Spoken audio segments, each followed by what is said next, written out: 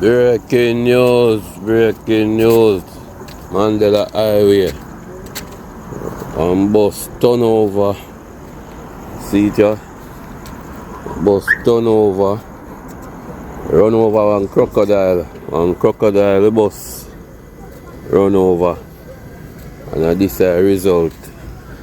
I go down there, go look for the crocodile. See there? You see the bus year-born of the year.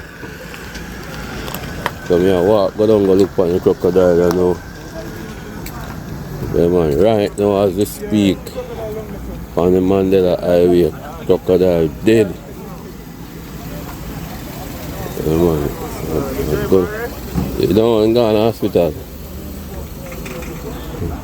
Crocodile in a road, across the road, and bust a wire, and the bus run over him and turn over.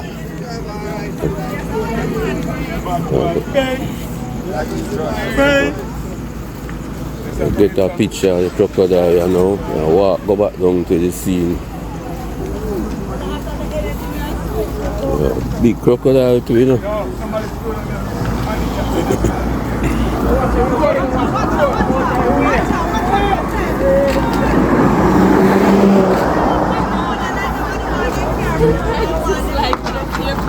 When him see so much people up on the ferry, he never see people on the ferry them over there. When they are coming out, they can't really see it dark. You need light.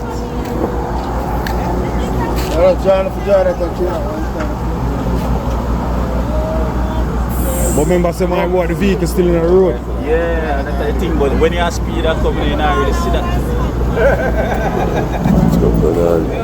Somebody call the police to move your tire. May I move it? I can't eat, you know. Yeah? Yeah, I can't eat. Yes, I can't eat. I can't eat. All the time somebody tries to do it.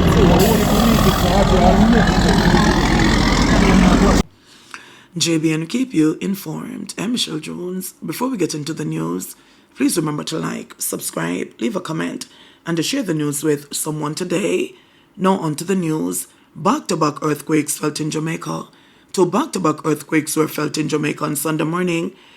The earthquake unit at the University of the West Indies, Mona, says a moderate earthquake of preliminary magnitude 5.6, located approximately 152 kilometers north of Ochire's, St. Anne, was reported as felt at 10:50 a.m.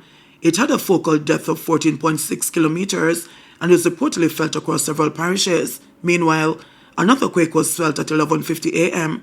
The earthquake unit says a strong earthquake of preliminary magnitude 6.5 was located approximately 150 kilometers north of Ochire's, St. Anne.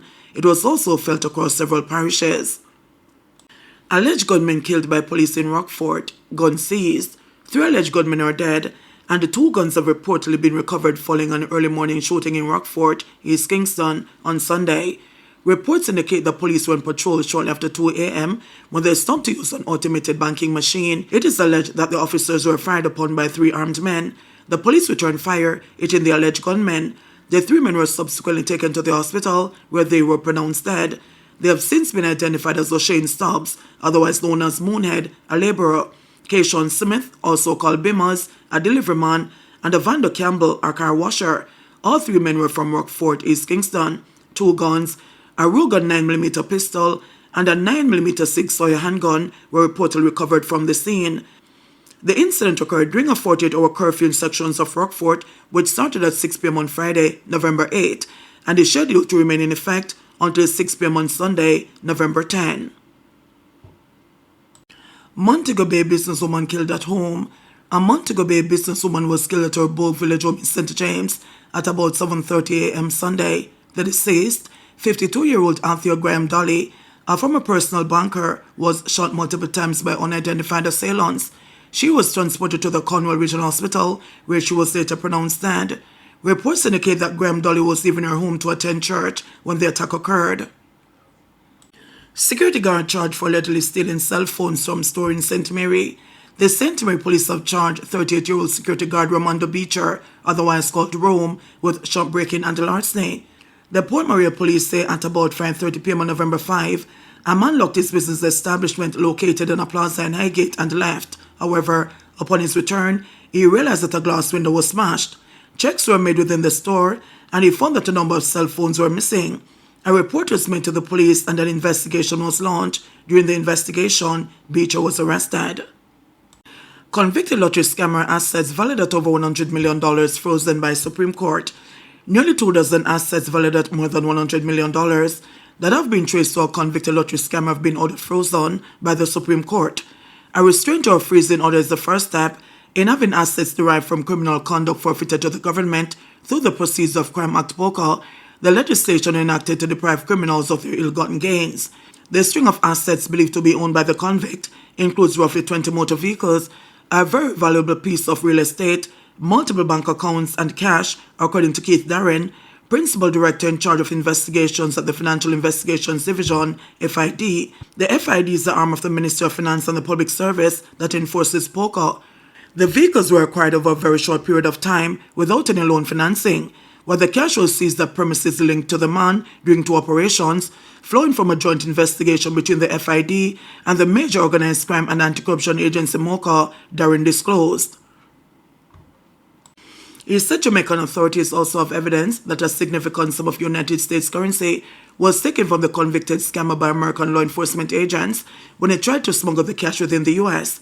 The man was convicted in February last year for possession of identity information, a criminal offense under the Law Reform Fraudulent Transaction Act, widely known as the Lottery Scam Law, and the breaches of the Corruption Prevention Act for offering a bribe to a MOCA special agent, the FID confirmed.